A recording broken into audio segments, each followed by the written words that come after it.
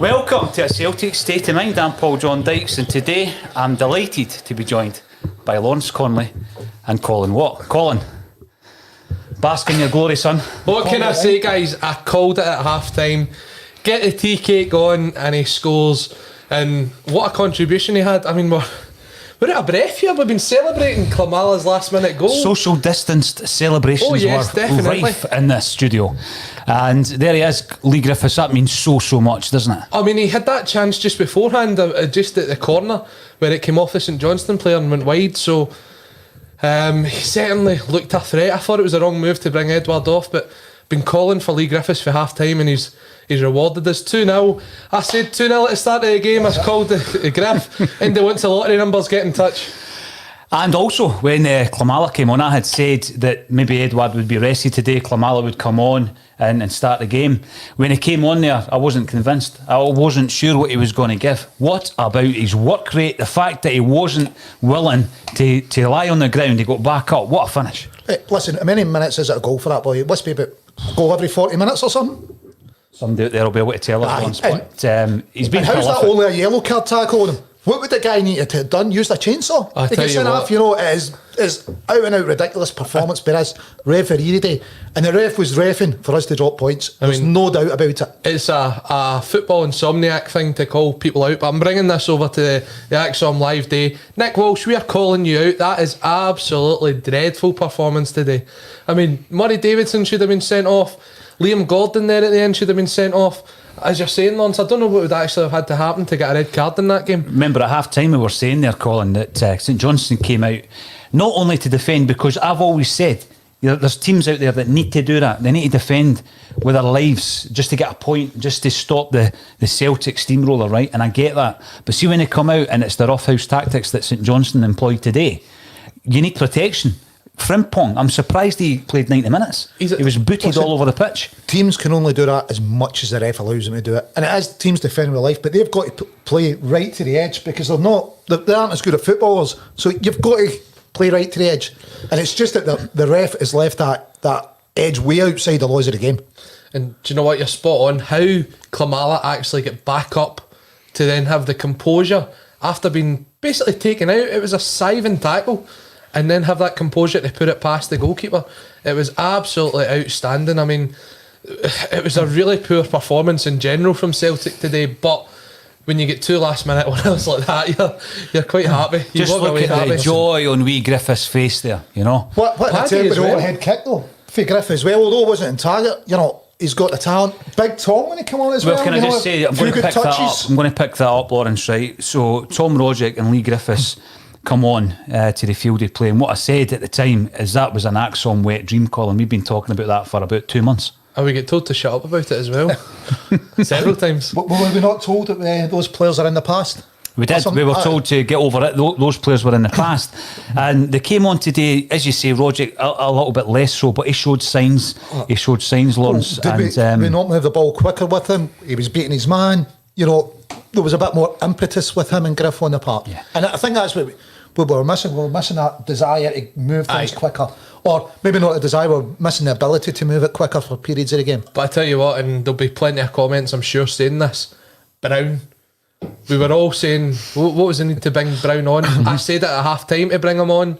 When he came on, Colin, you're like Nostradamus, eh? See if people listen to me. I mean, I've got a direct line to Lenny eventually.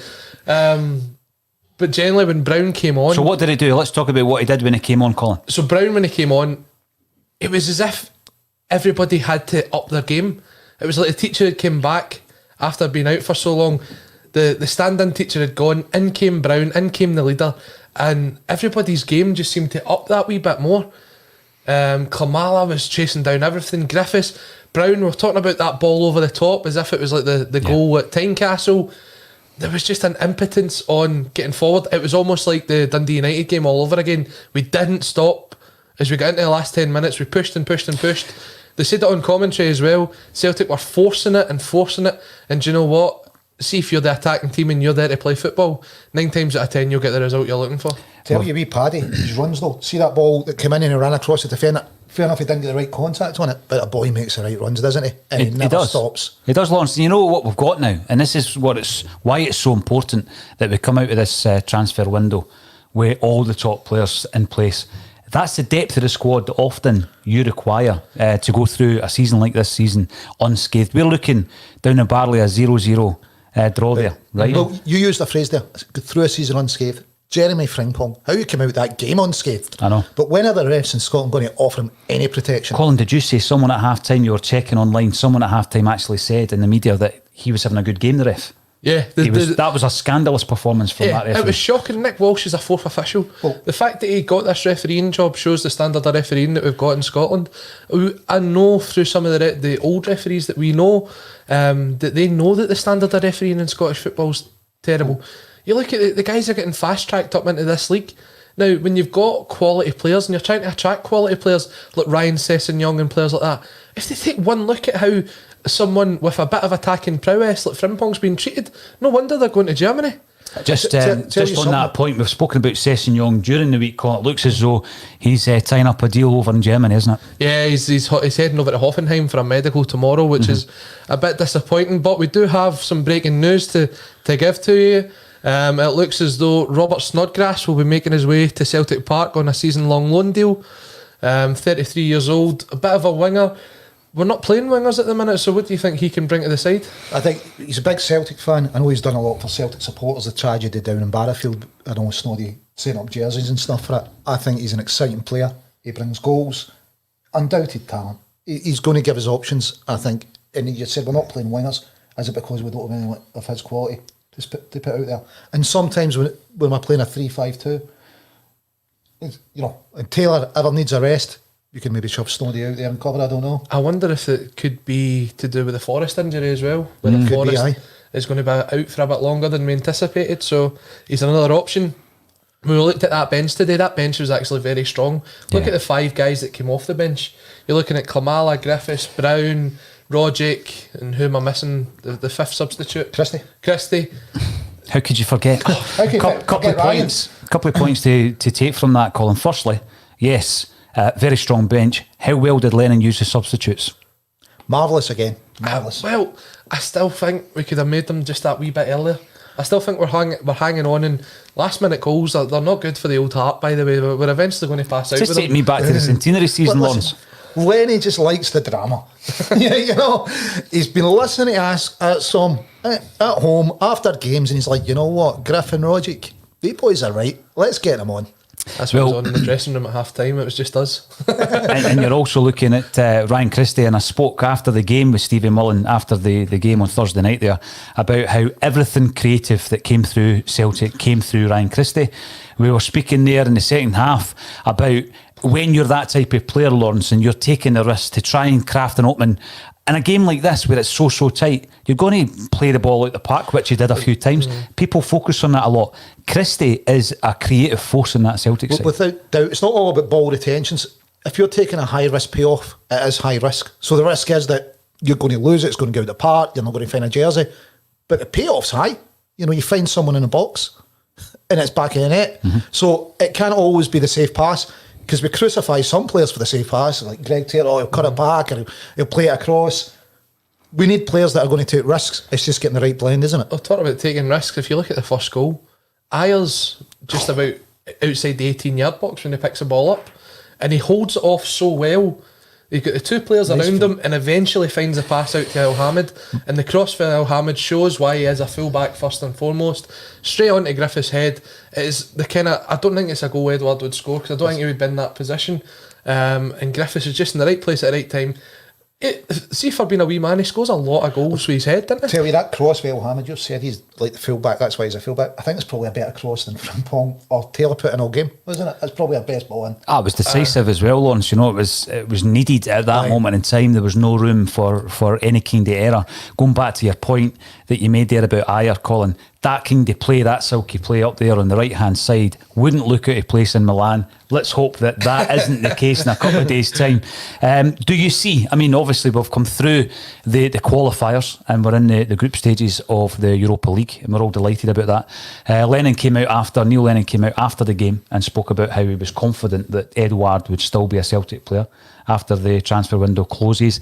Do you see us moving anybody on? And I don't mean Kundai Benyu, who, the news was broken yesterday. He's away to where? Wealdstone? Wealdstone Raiders. Do you remember the old Wealdstone Raiders? You want some? I'll give it to you. That guy. That's where he's away to. So we know he's got some security guards down there who'll look after him. But the big names, we're talking Christie, Ayer, and Cham, Edouard. They will all still be at Celtic Park come Tuesday. I think so. I'd be surprised if they move on now. I think you'd have heard about it before now if that was going to be the case.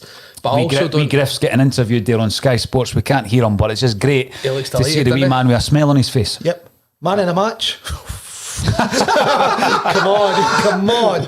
But Hey, listen. I tell you what, I don't think there'll be big names going out, but I'd expect to see big names come in. Well, what's your thoughts? I don't think we finished what you were saying about Snodgrass. What is your thoughts on a player coming in at that age, Lawrence? It's another stopgap. It's a loan deal. What was it Keevan said about a 33-year-old coming into Celtic Park would be better signing John Spencer or something? That's right, he did say that. So I don't think age is the barrier, is it? The boy's a talented player. He's going to add something to your squad. Going back to that, I don't think he'll be the only one coming in tomorrow. I don't think so, Colin. I think there'll be more. I reckon too. But going back to what you said there about Snodgrass, we had one of his teammates in here, his ex-teammates, Joe Hamill, who spoke about the way that Snodgrass approaches his profession. And he's one of these guys who's a complete professional. You hear a lot of the pranks and everything that he plays, but in terms of the actual preparation for games, fitness, diet, all that kind of stuff. So although he's 33, he's one of these guys who can come in and he's still a top flight player, isn't he? Yeah, without doubt. He knows the club inside out as well. I touched on it, he's done a lot for kind of Celtic community in East End. I think he's a great addition. He came in for this, when we're going for 10 in a row and a fourth and fifth treble in a row. I think, he must be over the moon to be the possibility of joining us tomorrow, eh? Not even that. I mean, he's another Premiership player. Do you know what I mean? We're attracting another Premiership player. It's a Scottish internationalist. People will come out and say he's past his best. Look, if you can still play in the Premiership at 33 week in, week out, then I think you've certainly got something to offer to us at Celtic. Just as Lee Griffiths is getting interviewed there, I can actually see why you won man of the match.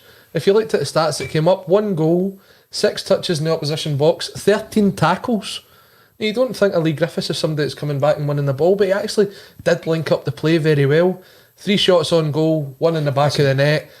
Look, see, having him back, it's a cliche that you try and not use, but it's almost like having a new signing.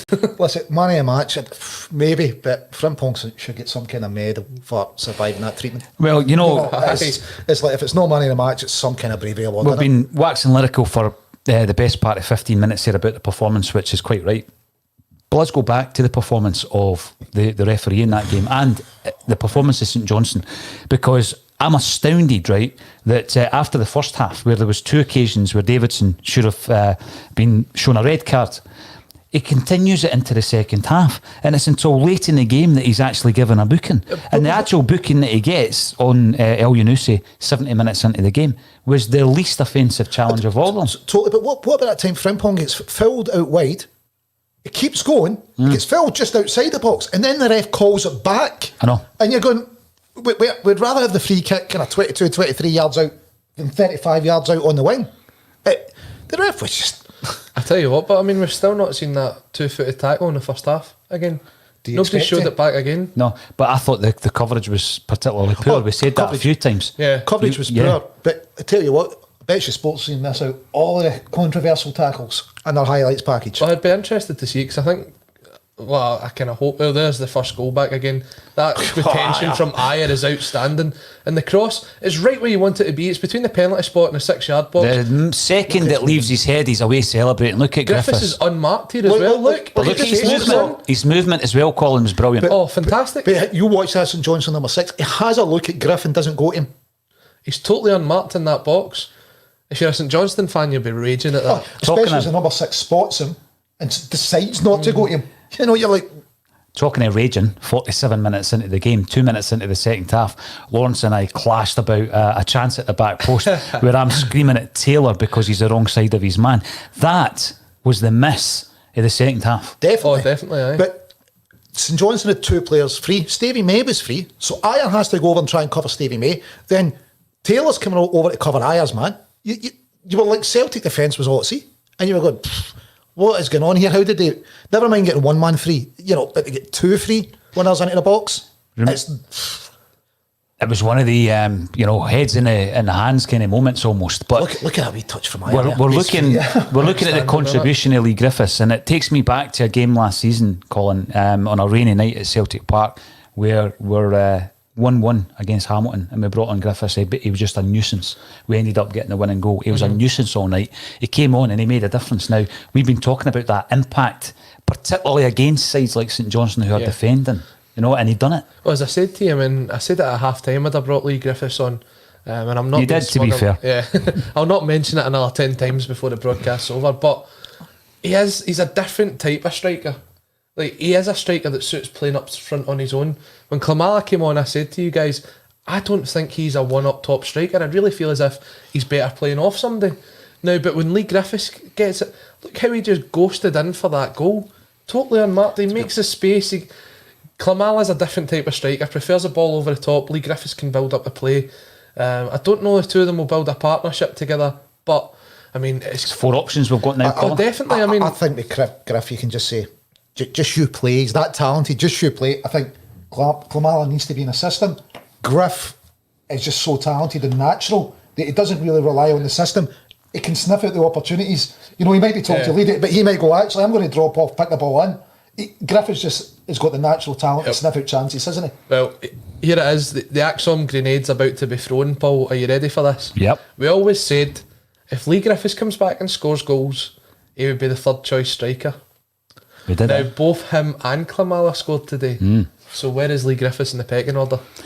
I think this takes us nicely onto the Rangers game. When we go to play Rangers, the question is, do you play 2 strikers up front? Not 2 up front, do you play 2 strikers up front? Of course, we've been starting with Edouard and El Yunusi playing just off him. How do you start would be the question, and I think the important answer to that is you play with 2 strikers. And for me, it's Edouard and Griffiths. Well, I think 2 strikers definitely, depending if Ajay is fit. The thing about Eddie and Griff is they can play strikers or they can drift, they can change in it. Because I think Ajay's the penalty box poacher. Klimala needs in the system. He needs to. He's a striker that needs to play alongside somebody. Yeah. Whereas Edward and they just give you so much more, don't they? I tell you what would be a good partnership if you're looking for Klimala to build on up with Rogic. Rogic will play that ball through to him. Aye. The way he'll control it, bring the ball down, he'll play it into Klimala, who'll then go past the defender. But as we're going into this Rangers game, Ajeti, having been injured, I wouldn't risk him to start. Great option coming off the bench. Aye. For me, if you're going 2 up top, it's got to be Edouard and Griffiths. And I say now, Lee Griffiths your third choice striker. I think you start with Eddie and Griff. They just give you so much more. Because, one of them can play as a striker, one can drop, they can both play as strikers. It's so much more fluid on the park. They're definitely, from what we've seen, the 2 most talented footballers of the strikers. Yep. I don't think we're going to start with 2 strikers against Rangers. We will start with 2 up front, but there won't be, like you say, Griffiths or Klimala and Edouard. Ajeti, if he's fit, do you throw him in? He won't be match fit, so I think he's a better option on the bench. Can you start a game like that with 3 strikers on the bench? I mean, that's the idea. That's the question. You've got 9 positions on the bench. You've got 5 subs that can come on. We needed the 5 subs today to actually get the 3 points, right? So let's utilise the squad. This is what we keep going on about, and I keep harping on about having 3 players that can play in each position. El Hamid showed they can play wide right today. Ayer's shown they can play wide right today. I mean, if we've got 3 strikers on the bench and we're playing with Edouard and Elyounoussi up front, then you can change the system. You can go with 2 recognised strikers up front. You can go with 3 up front if you need it. But for me, if Lee Griffiths is coming back, even if he only gives us 60 minutes, I'd still rather he was running at Hollander and whoever else they've got at centre-half than Klimala. That's a bold one. So you're going to start Lee Griffiths against Rangers? Oh, he's got 2.5 weeks to get his fitness up. I'm delighted he's not in the Scotland squad because, by the way, 3 games in 2 weeks we're going to come back with at least one injury out of that. That's my prediction. It doesn't matter who it's for. So go with it. I mean, the wee man wants to play football. You can see that's all he wants to do. Look how happy he was scoring today. Everybody else as well. We're willing him to score. We were willing him to do well, weren't we? Oh, I mean, I couldn't believe it at 75 minutes when the dream Axel substitution took place and the two of them came on. I thought you were winding me up when you said Roderick's coming on as well. A couple of minutes later, we've seen the worst of the refereeing decisions where Frimpong takes on 4 or 5 St Johnstone players.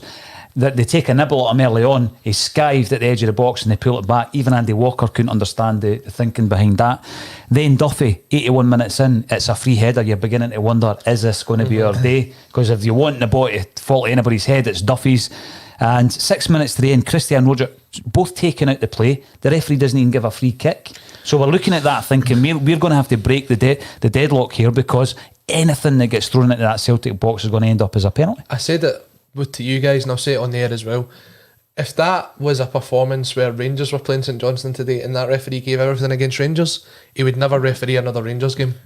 But we have to come out and make a statement about that. I don't know what Neil Lennon's saying in his press conference right now. He's probably talking about how good we played, which is a typical Neil Lennon response. But something has to be said for that refereeing performance, and for the guys on the radio that are saying that the referee had a great game. Nonsense. Even Nonsense. as a neutral It was watching abysmal. that, you would see it. I mean, It was abysmal call. I'll tell you what, see if Griff hadn't got a free header and a St Johnstone player had jumped against him, would anyone been surprised if the ref had given a free kick against Griff? You know, it was that kind of way the refs just giving the decisions to them. You're looking and going, we spoke about it. Murray Davidson, how many tackles did they have to put in before he was eventually booked? 3 shockers. It was 3 shockers that I counted. There might have been other niggles as well, Colin, but there was 3 terrible tackles. That one with Liam Gordon at the end, he literally, his studs go into Klamala's ankle. If Klamala has come out of that unscathed, Listen, I'm impressed. He might be injured. He might actually be injured. We're talking about who do you play against Rangers. The character shown by Klamala there, a player who I've been quite harsh on, admittedly. And even when he missed a chance there in the first half, and you were standing up for him, Colin or Lawrence, and I was getting on about Klamala's not going to do it for Celtic. What happened there? The actual strength of character, where it would have been easy for him to stay down, right? Aye. He got up, and the finish was brilliant. So fair play to him. The question was asked when Klamala started coming in and scoring. Griffiths was unavailable for selection. Does that make Klamala the third choice striker? Well, yes. But now Lenny has a brilliant headache because he's got 4 strikers who are all terrible. Shocking. it doesn't get any better on replay, does it? How does he look when he's going away celebrating? He looks alright, but look at that. It's a terrible that's tackle. A straight red every day of the week. Terrible tackle. I think the only thing that helps Klamala here is he's actually on the turn as he gets tackled. Kind of the way he lands. If he's running flat and his 2 feet are kind of on the ground, that could be a leg breaker. That is absolute. How he only gave a yellow card for that is beyond me. I mean, Kevin Davidson, if that's how he's lining his teams up, I mean, it's dangerous play, isn't it? It's shocking. It's dangerous. They've been the dirtiest team we've played this season, and I don't mind saying that. St Johnstone have been the dirtiest teams Celtic have come up against. You can only be as dirty as the ref allows you to be. True. That's what it comes down to. And is that the worst referee performance we've seen this season? Oh, that's a difficult one. Possibly. That's a difficult one. I mean, let's have a look at some of the comments coming in via Twitter, Facebook and YouTube. Thanks everybody for joining us on what has been kind of last minute, becoming quite regular, going back to the centenary year, last minute celebration to change the mood of the camp in here.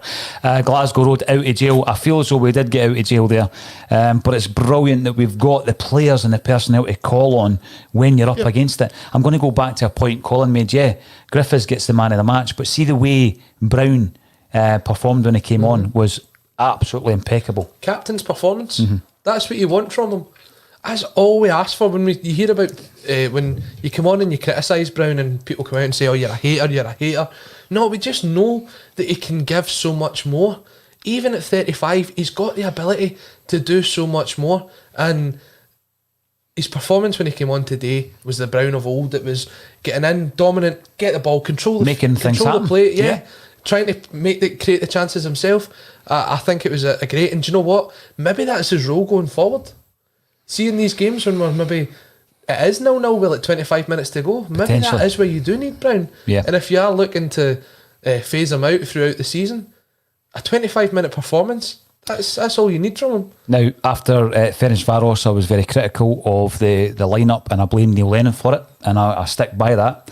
After a performance like that today, you look at the way that he's managed Scott Brown, right? Because he's not been dropped, he's been rested. 2 or 3 weeks ago, it would have looked as though he'd been dropped. The way that he's managed Griffiths back into the side, the way that he's managed Rogic back in after it looked as though he was on his way out, right? And the way that he managed the game today, I think all credit to Neil Lennon. Well, you've talked about Danny McGrain should write a book about the managers he's served under, and every time you talk to Danny, it's about how underrated Neil Lennon is. Yes. You know what I mean? So it'd be interesting to see that bit, because I reckon Lennon would be right up there in Danny's estimations. I would have to say right up until probably the final substitutions, and I'm not just talking about the Brown one. I think the one bringing on Griffiths and Rogic, I think he started to realise that what he'd laid out wasn't the best plan for the team today. I think if we hadn't had the ability to make those changes, we probably would have seen out a nothing each draw today. It could have been worse. I mean, after the instant where the two yous were almost scrapping over Taylor or Ayer. But we were socially distanced, so we weren't able to do that. Yeah, exactly. But verbal scrapping. Lawrence is a big fan of Taylor. There's nothing wrong with that. I just felt that in that particular moment, his positional play was poor. I think Taylor is more suited to be a left back than a left attacking full back. You see it when he goes forward. A lot of the times he'll never take on a player, but if he gets a chance, he'll put a ball over. But when they double up on him, he's not going to get that ball over. So his first instinct is to pass the ball back and to keep the ball, which at times isn't a bad thing. But when you're struggling and really trying to get a goal, going back the way doesn't help us. One of the big things, and again, I'm not going to use any opportunity to criticise Celtic players after that victory. One of the things I think where it falls down with Taylor in an offensive sense is that he fails to make a quick pass. He puts the foot in the ball, he looks about, and he's very ponderous. When you look at the situation where Ayer plays in El Hamid, you know, there's an instinct there to get the ball over. And I don't think that Taylor's got that at the moment. Do you know what I think one of Taylor's flaws is? And it's not actually a flaw in him, and he's kind of compared to Frimpong, and they're two totally different players. Like Frimpong is quick, he gets past his man, he's driving forward, and that's just his impotence. See, if you put them on a defensive scale and you were pushed back for 90 minutes, Frimpong's not going to give you the same performance that Greg Taylor's going to give you. But when we're playing, we generally have the vast amount of the ball, so we're going forward all the time. So that's what we're rating Greg Taylor on, is his performance going forward, not so much at the back. And you're comparing him to Frimpong on the other side, and it's not fair on him, to be fair, but I guess that's just the way it is when you play for Celtic, isn't it? He gets compared to Frimpong and his predecessor, Tierney. Aye, because Tierney was the same I thought you were going to say Bolingoli. Bolingoli was his predecessor, no? Listen, he is wiped from my memory. But it's, Tierney's a £25 million player. Taylor is? Well, Tierney. Oh, I thought you said Taylor. I was going to see you pushing it there. No. Give him a few seasons. And Tierney was cheap at that price. You know what I mean? I thought, Arsenal got a really good buy at that price. They certainly did. Greg was under 2 million, was he, for us? Around about 2 million. They're all thereabouts. Aye. Yeah. So, but then again, Tierney was more of a full-back than what Taylor was. He had that 30-yard burst where he could keep up his speed. He could just burst, get back. And Taylor doesn't have that burst to do over 20, 30 yards and just burn guys off with his pace. He doesn't have it. Tierney did have frailties in his defending, but with the teams he's playing for, you don't really see that. I mean, I think the big one was the Liverpool game the other night. You've seen it where his kind of defensive frailties came out because you've got a Liverpool side attacking at him and he's kind of pinned back. But give him 20 yards of space, as you're saying, with an open park, he'll get down there and he'll get a crossover, no bother, and that's generally what will happen when you play for a Celtic or an Arsenal. I've been looking through some of the comments coming in and sharing them with the viewers as well, Colin, and there's a lot of love out there for Lee Griffiths, and I think there always has been from the Celtic support. It's fantastic to see him back scoring goals and smiling and celebrating. Did I say I predicted that? Yeah, you might have mentioned it. Barca boy reminds us that Klimala is a tank of a boy. I think that's what it comes down to. You know, he got so much credit during the pre-season, didn't he, Klimala, about his conditioning and the hard work that he put in.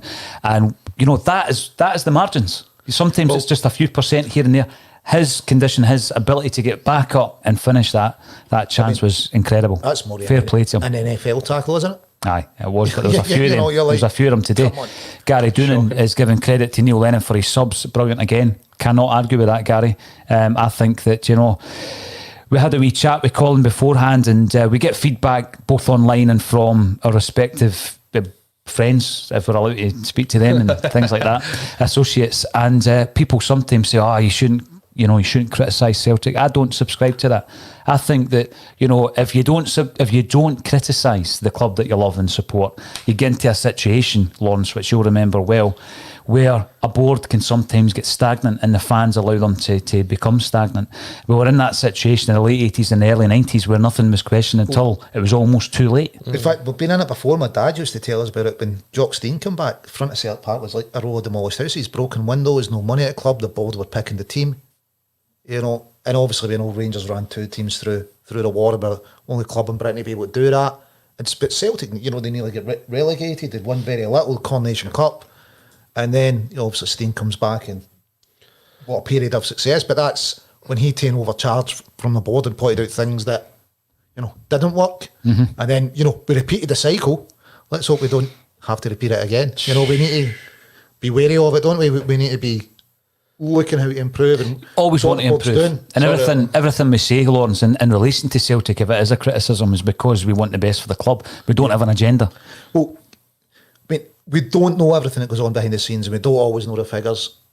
We've got to say without doubt, the best managed football club fiscally and on the park, I think, and commercially. Doesn't mean we can't be better. We take on board that Law wants us to be better. He might take a bit of stick.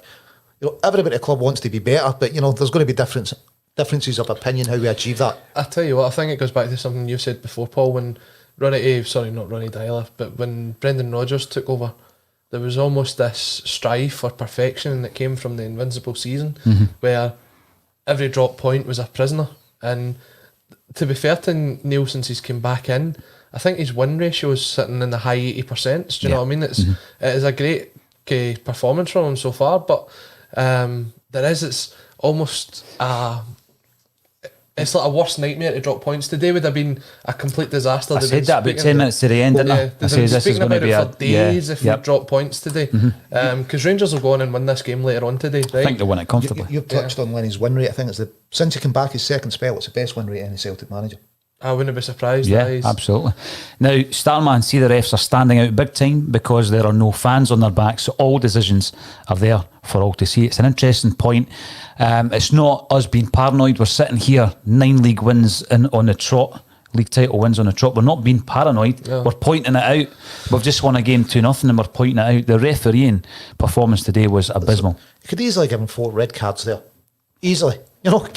Game would have been in danger of getting abandoned, but you could easily have given 4 red cards. But I tell you what, the viewers got a point there, because I think I said it as well. See if you're at Celtic Park in front of 60,000 and Davidson puts that tackle in the first half, he's off the park. Oh, but there's another thing coming in here. They want to stop the 10, and you saw under the Mulberry season how Rangers needed to win to keep going as an entity, and the amount of decisions.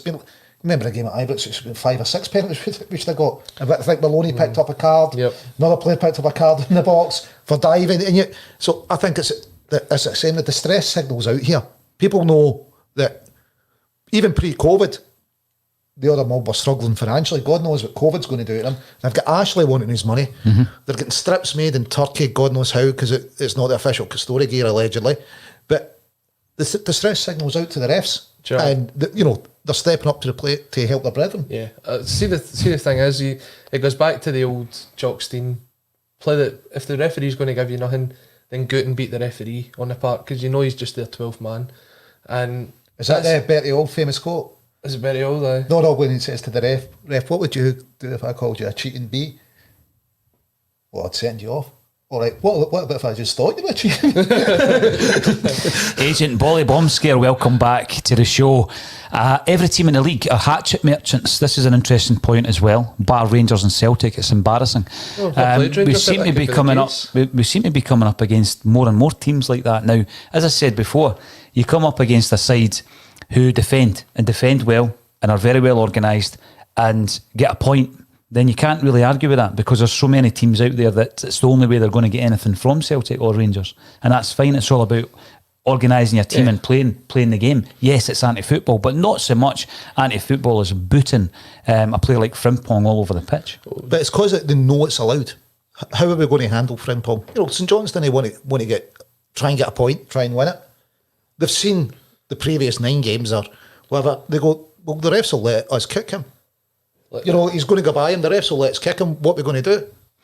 Well, here's a thing. You asked earlier on, Colin. I'm going to leave you with this thought. We're going into the Rangers game, and someone is questioning actually, and it's again another good point. Kerdo67, what's the thoughts on Eddie today, and does he start in the derby? Well, I would start with 2 strikers. I would definitely start with 2 strikers on the pitch, and I'm going to be bold and say that I would start with Edouard and Griffiths, because I still think what we saw last season was so promising. Griffiths isn't going to play a full game. Edouard might not even play a full game. But to have a Yeti on the bench, if he's fit enough to make the bench, and Klimala, I think that's how we start after today. I absolutely agree with you. I would go with that. I mean, Klimala's got to be a goal every 31 minutes. So, if it gets to 60-minute mark, we've not got a goal, just Paddy on. And he'll probably get tackled like that by Goldson, and we know he can just get up and tuck it away. Do you know, we're kind of watching the highlights here on Sky, and they flash pointed there the Turnbull yellow card, which at the time we just kind of glanced over it being another tackle. I can bet any money that Chris Boyd's trying to talk him into getting sent off for that tackle, because the studs were quite high. But it doesn't surprise you. See, if it was a red card, that shows another reason why the referee was absolutely terrible today. And we're not just saying it for Celtic, we're saying it for St Johnstone as well. The ref was just howling. I think it's a bad tackle with Turnbull. He's high, but his studs are into the player if you're wanting to just come round and caught him. So I don't think it's a red. It's definitely a yellow card for him. No complaints for anything. Any of the yellow cards. It's not the kind of standard of tackling Paddy or Frimpong, is it? They're completely different ballparks. There'll be plenty more to discuss tomorrow, Lawrence, on the Axon Bulletin. It's transfer deadline day, so hopefully 2 signings. Morning, noon and night we will be on. Are we going to let Colin call the number of signings since he got the Axon Nostradamus? Right? So I'll go with 2 signings, both loan deals. Both loan deals. I wouldn't argue with that. Anybody going out other than the likes of Kundai Benyu and Anthony Ralston? Any first teamers? No first teamers, but I have heard that in the reserves, Grant Savoury will be signing a short term deal at Morton. He played in a trial game against Livingston the other day.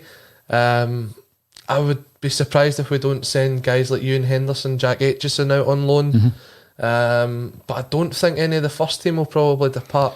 If they do, I have to think at this late stage we have to have somebody ready to come in to replace them. We've been pushing for weeks for Roderick and Griffiths to get back into that first team squad. It happened on 75 minutes today, Colin, and we're not going to take any credit. We're just delighted that it happened. We're now pushing for Griff and Eddie to start against Rangers, and we agree with you, the DJ of choice.